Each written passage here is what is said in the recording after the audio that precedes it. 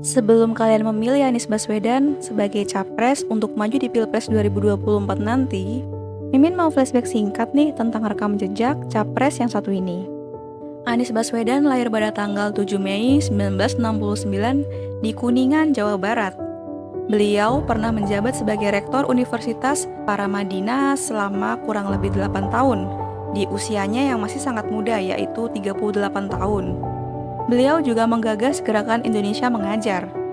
Kemudian di bulan Oktober 2014, dirinya resmi dilantik oleh Presiden Joko Widodo menjadi Menteri Pendidikan dan Kebudayaan.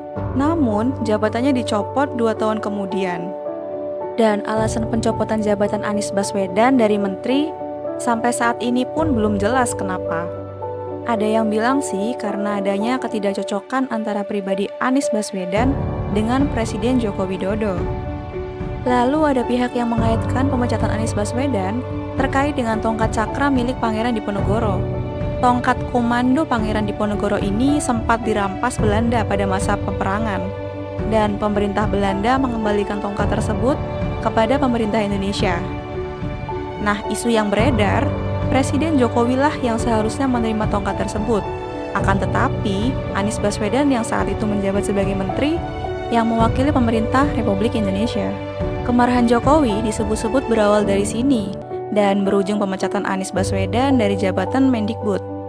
Menurut kepercayaan yang berkembang di tengah masyarakat, penerima tongkat ini akan menjadi pemimpin besar di Indonesia nantinya. Apa benar ya? Menurut kalian, kenapa Anies Baswedan diberhentikan oleh Presiden Joko Widodo sebagai menteri saat itu? Ada yang tahu?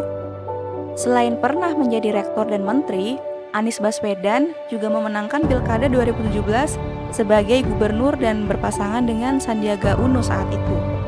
Pasangan ini diusung oleh koalisi Partai Gerindra dan PKS, serta dideklarasikan langsung oleh Ketua Umum Partai Gerindra, yaitu Prabowo Subianto, dan Presiden PKS yang kala itu adalah Sohibul Imam. Dalam berkampanye, Anies Baswedan meluncurkan 23 janji kampanye. Yang paling menjadi unggulannya adalah program OKOC dan DP Rumah 0 rupiah. Kampanye pada Pilgub DKI Jakarta pada saat itu juga sempat memanas karena kasus penodaan agama yang dilakukan oleh Basuki Cahayapurnama atau yang biasa disebut Ahok. Singkat cerita, Anies kemudian terpilih menjadi gubernur sampai akhir masa jabatannya.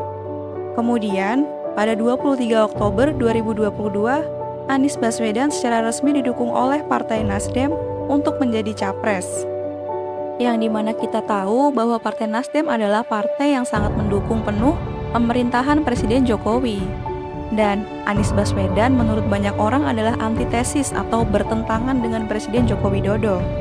Namun, beberapa waktu setelah Anies Baswedan dideklarasikan menjadi capres dari Partai Nasdem, ramai diberitakan tentang kasus korupsi Menteri Nasdem, yaitu Johnny G. Plate yang diduga korupsi dana Base Transceiver Station atau yang disingkat BTS.